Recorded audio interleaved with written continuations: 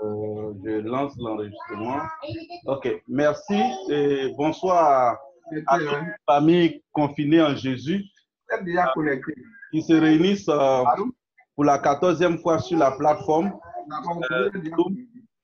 Et depuis plus de 14 séances, nous avons pu nous édifier pleinement dans le Seigneur sur des thématiques en lien avec la famille, en lien avec le couple et en lien avec le plan de Dieu pour chacun de nous en ce qui concerne cette période de confinement particulière que nous vivons.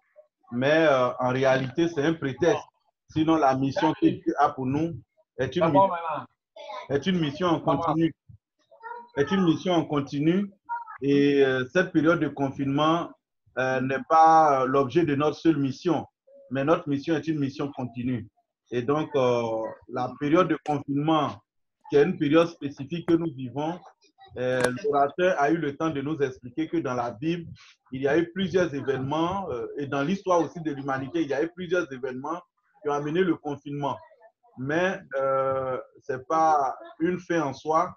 Le but de Dieu, c'est de continuer à remplir notre mission pour laquelle il nous envoie sur terre. C'est pourquoi le thème sur lequel nous allons travailler en tant que famille, c'est la découverte du nouveau monde après le COVID-19. Se préparer à la découverte du nouveau monde, celui d'après le COVID-19. Et nous sommes là parce que Dieu a mis au cœur de son serviteur de nous partager sa passion pour la mission de la famille en tant qu'institution divine. Et donc, c'est vrai que nous allons en parler à l'éclairage de l'écriture biblique, mais c'est beaucoup plus axé sur la mission de la famille et le rôle de la famille. Donc, bonne écoute à tous et que Dieu nous bénisse. Amen. Voilà, rebonsoir à tous, que Dieu vous bénisse. Toutes nos excuses pour le vendredi. Dieu nous a fait la grâce de recevoir la pluie ici. Et c'est vraiment le temps de la pluie normalement en Côte d'Ivoire. Et la Bible dit que c'est une grâce qu'une nation reçoive la pluie en son temps. C'est une manière de dire que on va manger l'année prochaine. Oui. Les temps sont difficiles. Pour bénir Dieu pour les occasions qu'il nous donne. Donc, avec cette pluie, on avait eu des difficultés de connexion. Et c'est pourquoi, au lieu de faire aujourd'hui un rattrapage, c'est un cours complet. Voilà. Donc, merci d'être venu. On vous est très occupé dans vos réflexions et puis dans les quelques activités qu'on a à faire avec un temps tout juste pas trop long. Vraiment, merci d'être venu en salle et bonne soirée à tous. Le thème que nous avons choisi ce soir, c'est se préparer à la rencontre du nouveau monde. Alors, il y a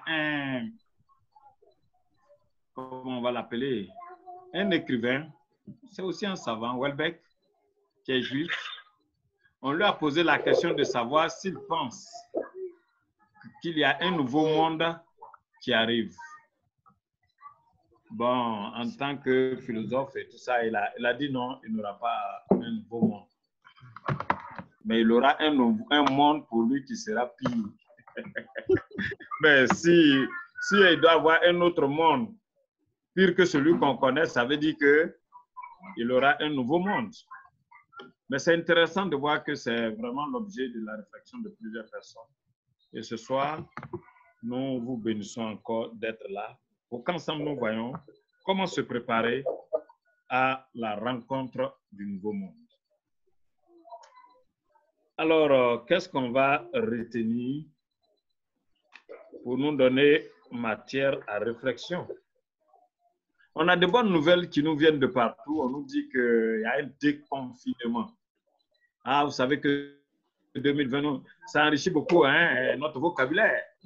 On avait parlé de confinement, on parle maintenant de déconfinement. Il y avait des gens qui étaient très chauds pour le déconfinement, mais dès qu'on a dit, bon, il y a le déconfinement, ils disent, non, attention, ne sais pas, attendez un peu. Mais ce sont de bonnes nouvelles quand on a appris que le secrétaire d'État Mike Pompeo s'apprête à venir en voyage officiel en Israël, le cœur du monde, là où les décisions du monde vont se prendre très bientôt, d'une manière ou d'une autre, là où le Seigneur viendra mettre son règne éternel. Oui, il va faire ce grand voyage et pour réfléchir à des choses qui rentrent pleinement dans la réalisation des prophéties bibliques.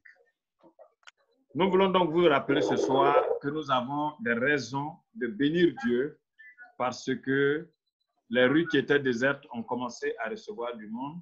Nous, on a pris plaisir à voir l'ouverture d'un magasin en Israël où le propriétaire du magasin ou les propriétaires ont décidé de servir champagne à tous les clients qui sont venus. C'est merveilleux, c'est merveilleux, c'est merveilleux. Mais nous devons continuer de réfléchir parce que, comme on le disait la fois passée, l'homme et la femme sont les dernières créatures.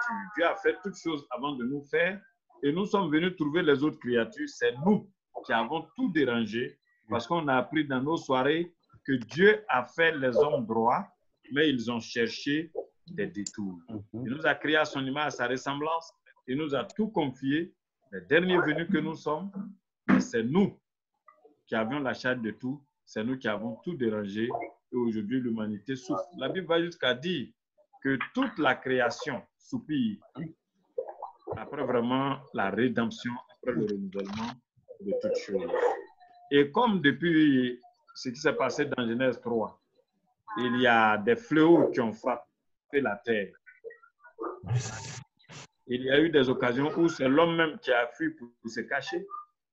Il y a eu des occasions où c'est Dieu qui a demandé à l'homme de se cacher jusqu'à ce que le danger passe. C'est pourquoi quand nous avons commencé avec ce merveilleux passage d'Ésaïe 26, le verset 20, où Dieu dit à son peuple d'aller dans sa chambre, de fermer la porte jusqu'à ce que le danger passe.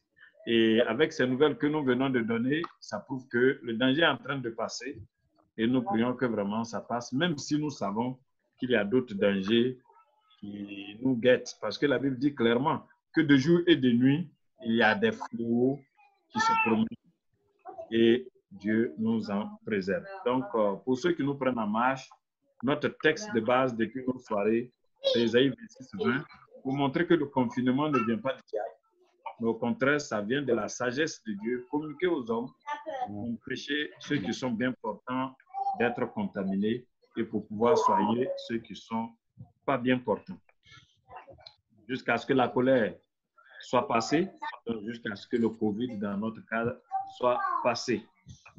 Alors, ce déconfinement nous rappelle la sortie de l'arche de Noé, dont nous avons parlé à plusieurs reprises. Vous savez que quand Noé et ses enfants et leurs femmes devaient sortir de l'arche, ils ne sont pas sortis brusquement, hein? Ils se sont servis du corbeau, la colombe et tout ça. Mais il y a quelque chose de très intéressant dans Genèse 8, le verset 1. Genèse 8, le verset 1. Là, il est dit que Dieu fit passer un vent sur la terre et les eaux s'apaisèrent. Oh, mais c'est un passage merveilleux. Pour nous qui sommes descendants de Noé, voici un passage. Genèse combien? Et Genèse 8, le verset 1. Ok. Genèse 8, le verset 1. Dieu fit passer un vent sur la terre et les eaux s'apaisèrent. Parce que tant que les eaux ne s'étaient pas apaisées, l'arche n'allait pas bien s'accoster, l'eau n'allait pas pouvoir se retirer, la terre ne serait pas sèche pour qu'il puisse descendre. Dieu fit passer un vent sur la terre et les eaux s'apaisèrent. Et nous, supplions Dieu pour qu'il fasse passer. On ne sait pas si ça sera du vent ou bien qu'est-ce qu'il va utiliser pour que le Covid s'apaise. En inspirant, bien sûr, nos chercheurs à trouver le remède et le vaccin. Noé a envoyé un corbeau, je le disais, puis un pigeon. Et lorsqu'ils sont sortis de l'arche, c'est un nouveau monde qu'ils ont trouvé. Avec de nouvelles manières de faire, de nouvelles manières de manger. Retenez que quand Dieu a créé l'homme et la femme dans Genèse 1 et 2, ce qu'il leur a donné comme nourriture, c'était les feuilles et les fruits. Il n'y avait pas la viande. C'est après le déluge que Dieu va ajouter la viande à la nourriture des humains. Mais Dieu va prendre soin de dire de ne pas manger l'animal avec son sang. Parce que la vie de l'animal se trouve dans son sang. Mais ça veut dire beaucoup de choses. Scientifiquement, on s'est rendu compte que dans le corps des animaux, il y a des germes que nous on pourrait appeler microbes s'ils sont chez nous. Il y a des bactéries qui sont là-bas, qui sont pour le bien de chaque animal. Mais dès que ces créatures-là passent de l'animal à l'homme, avant que notre corps adopte, on a des difficultés et plusieurs en meurent. Et Dieu dit donc, aux feuilles et aux fruits qui restent dans votre arche, parce que le temps que l'eau se retire et que les arbres continuent de donner de leurs fruits, vous allez ajouter la viande à votre repas. Nous sommes à l'école et on vous encourage à faire des recherches. Vous savez, en Europe, en Amérique et autres, en Afrique, c'est un peu rare. On parle des gens qui mangent saignant. C'est-à-dire qu'il y a des types d'animaux qu'on mange frais, même avec leur sang. Et en Chine, si vous allez sur Google, que vous mettez le marché de cru ou le marché des animaux, vous allez voir, il y a des serpents, il y a des chauves-souris qui se mangent crus parce qu'on pense que leur sang ou leur viande a des vertus pour donner la santé. Et quand, d'une manière ou d'une autre, ces microbes, nous on dirait microbes, ces êtres vivants passent de l'animal à l'homme, ça devient compliqué. Donc, après le déluge, beaucoup de choses ont changé, la nourriture aussi a changé, vous voyez.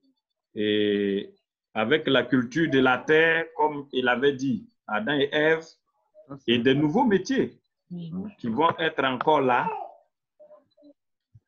Donc, Noé et sa femme, les 3 enfants et leurs femmes, ils vont commencer à peupler la terre. Comme c'est dit dans Genèse 6, quand les hommes ont commencé à devenir nombreux, on va voir encore que les hommes, à partir de ces 4 couples, mais Noé et sa femme ne feront plus d'enfants. On va dire à partir de Sem, Cam et Japheth, ils vont repeupler la terre. Mais je voudrais que vous voyez, je parlais tout à l'heure, on a noté Genèse 8. On a noté Genèse 8. Mais vous voyez, quand ils sont sortis, regardez le verset 21. Le verset 21. Quand ils sont sortis, Dieu a fait une remarque. Noé a fait un sacrifice et il a dit que ce sacrifice était vraiment de bonne odeur. De bonne odeur. Et Dieu a dit qu'il ne va plus détruire la terre par l'eau. On aurait pu penser que les grandes eaux du déluge avaient pu nettoyer l'esprit, l'âme et le corps des humains qui étaient dans l'arche. Mais à notre grande surprise, Dieu nous dit dans Genèse 8, 21, ceci. Les pensées du cœur de l'homme. Hein? Les pensées du cœur de l'homme. Il y a des versions dans lesquelles il est dit les conceptions du cœur de l'homme sont mauvaises dès son enfance. Et des versions il est dit dès sa jeunesse. Il ne va plus détruire la terre à cause de l'homme. Et que le cœur de l'homme est toujours un cœur humain qui n'a pas changé après le déluge. Mais c'est trop fort, on voudrait vous appeler vraiment à méditer sur ces paroles. Et David va nous reprendre cela dans le psaume 51, à partir du verset 7 surtout, psaume 51, 7, où il dit « Je suis conçu dans le péché, je suis né dans le péché ». Autrement dit, ce sont des humains qui ont encore eu la grâce de vivre et qui sont venus avec leurs blessures, l'héritage des blessures d'Adam et Ève. Ils les ont encore. Le cœur humain n'a pas changé. Et on va le constater très tôt. Au chapitre 8, chapitre 9, Dieu va les bénir comme il l'a fait pour Adam et Ève. Dans le chapitre 10, on va nous parler des origines des nations. Et hop, dans Genèse 11, on nous dit que les hommes sont devenus nombreux et ils sont devenus encore un autre problème. Le désir de Dieu est qu'ils aillent, qu'ils se propagent sur toute la terre, mais ils vont être dirigés par quelqu'un qui s'appelle Nemrod, descendant de Cam, qui est fameux encore dans l'histoire de l'humanité, qui va gouverner les humains et qui va dire qu'il ne faut pas obéir à la parole de Dieu. D'ailleurs, nous allons construire qui va nous permettre de demander de... Il est dit que un chasseur, c'est pas un chasseur de gibier, mais c'était un chasseur des esprits et des âmes. C'est-à-dire que c'est quelqu'un qui se posait un candidat face à Dieu. Bienvenue à nos amis Benson et sa merveilleuse chérie, et bienvenue à chacun de vous et à vos merveilleuses chéries. Donc, frères et sœurs, regardez, de Genèse 9, tout ce qu'on nous dit qui est un peu une bonne nouvelle, c'est que voici les origines des nations. Ah, mais qu'est-ce qui a fait qu'il y a les nations? Hop, on arrive à Genèse, on nous dit rébellion de l'humanité contre Dieu. Et même là, Dieu dit, voici, ils ont une seule langue et les mêmes mots. Et voici ce qu'ils font. S'ils ne sont pas empêchés, rien ne pourra les empêcher de faire ce qu'ils veulent faire. Et ça, c'est un appel aux chrétiens, aux serviteurs de Dieu que nous sommes. Il y a des gens qui font gêner les gens pour que les programmes des gens du monde ne se réalisent pas. Ce que nous vivons là, c'est ce qu'on appelle le temps des nations. Dieu a donné la possibilité aux humains de diriger le monde, de gérer les choses. Ils ne pourront pas, Jésus viendra leur montrer comment il faut le faire pendant 1000 ans. Mais en attendant cela, ils vont arriver à leur fin. Les limites que Dieu a présentées, dont Daniel a parlé, dont Ézéchiel a parlé, dont les prophètes anciens comme nouveaux ont parlé, les humains vont atteindre ça. C'est un passage qui nous amène à l'éternité avec le Père. Rien ne peut arrêter ça.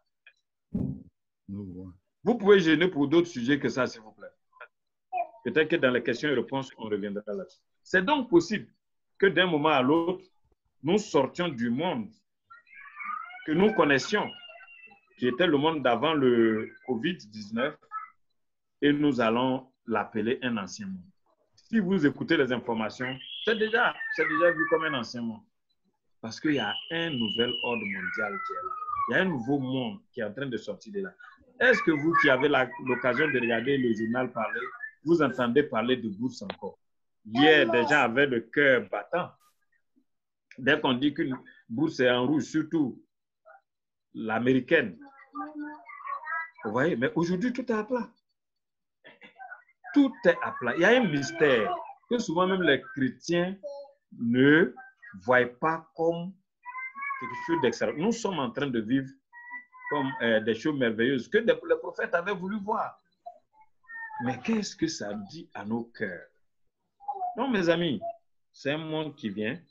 Puisque nous gardons et garderons encore nos cœurs humains, l'ONG Une Famille et son institut Mariage pour les familles, qui nous ont accompagnés depuis un temps, nous invitent à une réflexion les points que je vais gagner, en quelques volets. Si j'ai gagné un temps, il y a deux marchandises qu'on va me vendre.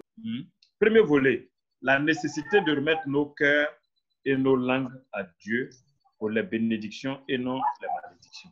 On en a beaucoup parlé. Du cœur sortent les choses qui nous souillent et la langue est vraiment, contient un venin terrible.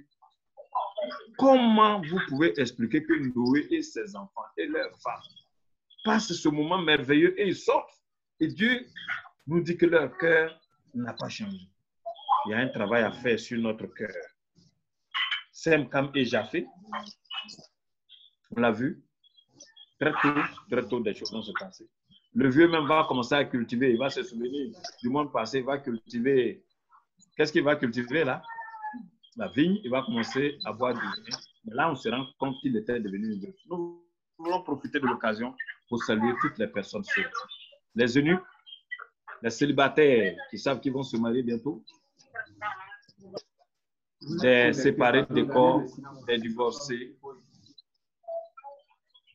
tous, chacun de nous, on l'a vu la fois passée, plus que les étoiles dont Dieu connaît le nom, chacun a sa place et chacun a quelque chose à faire dans ce monde. Alors, deuxième chose, ne jamais oublier ce confinement. Ne jamais oublier ce confinement.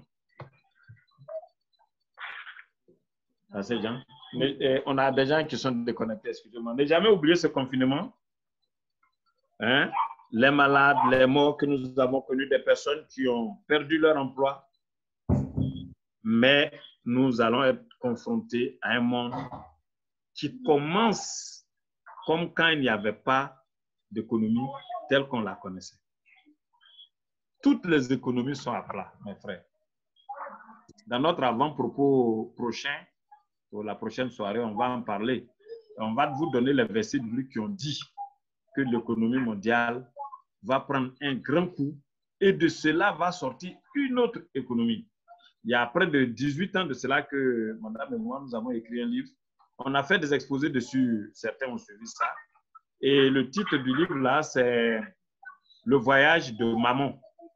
Le voyage de maman, c'est-à-dire les différentes formes que l'argent, ces formes que l'argent a prises, l'histoire de l'humanité. Le voyage de maman. Du troc jusqu'au 666. Les gens croient que les puces, les César, ce n'est pas encore 66, mes amis. Sur 66, on aura une soirée. Mais quelque chose est en train de se passer. Et Dieu nous dit que ce n'est pas fini. Ésaïe 2, vous mettez Ésaïe 2, le verset 10 et verset 19. Ésaïe 2 et 19. Dans Ésaïe 2, le verset 10, il a dit, « Entre dans les rochers et cache-toi dans la poussière pour éviter la colère de l'Éternel et l'éclat de sa gloire. » C'est à l'humanité que cette part, comme il a dit, « Mon peuple, entre dans ta maison, ferme la porte derrière toi. » Mais là, ce n'est plus « Mon peuple, entre », ben, ici, on dit « Entre dans les rochers ». On est resté confiné dans nos maisons. On a trouvé que c'était pénible. Mais imaginez si c'était quelque chose qui nous faisait fuir de nos maisons pour nous retrouver dans des montagnes, pour nous retrouver dans la forêt. Et ça, c'est le devenir des chrétiens dans les tout derniers temps. On n'est pas encore arrivé à ça. Ce qui arrive, c'est pour l'humanité. Mais ici, Ésaïe nous dit dans le verset 10 qu'un temps arrivera encore où l'ordre sera donné aux humains d'entrer dans les rochers. Ah, chez les Blancs, ils ont fait des abris et tout ça, mais ce n'est pas tout le monde qui peut entrer dans ça. Entre dans les rochers et cache-toi dans la poussière pour éviter la colère de l'Éternel et l'éclat de sa gloire. Et le verset 19 nous dit, on entrera dans les cavernes. On entrera dans les cavernes. Un peu d'ordre. Okay. On entrera dans les cavernes de rochers et dans les profondeurs de la poussière pour éviter la terreur de l'Éternel et l'éclat de sa gloire quand il se lèvera pour effrayer le monde. Merci beaucoup. Alors, Ésaïe 2.10 et Ésaïe 2.19 doivent nous accompagner dans ces deux confinements. Nous devons comprendre qu'il y a des choses qui arrivent dont le Seigneur a parlé. Et vous voyez dans Apocalypse 6, 15 à 16. Apocalypse 6, 15 à 16.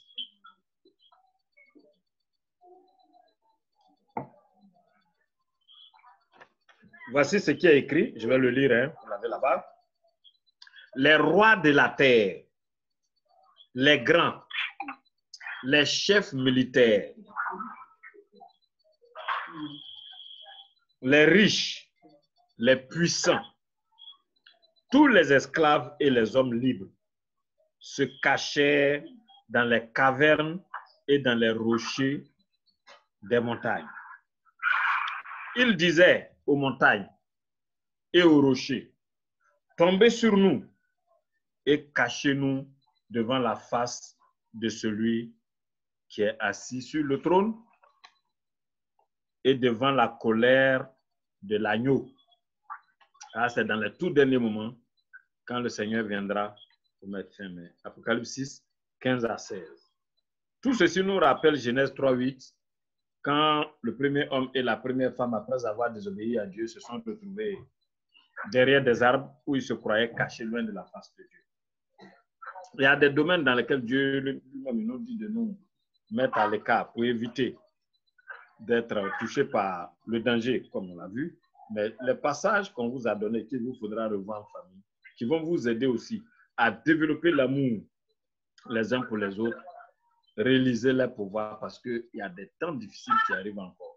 Mais la grâce que les enfants de Dieu ont, c'est que le Seigneur a dit que dans ces temps difficiles, il ne nous abandonnera pas, il sera avec nous.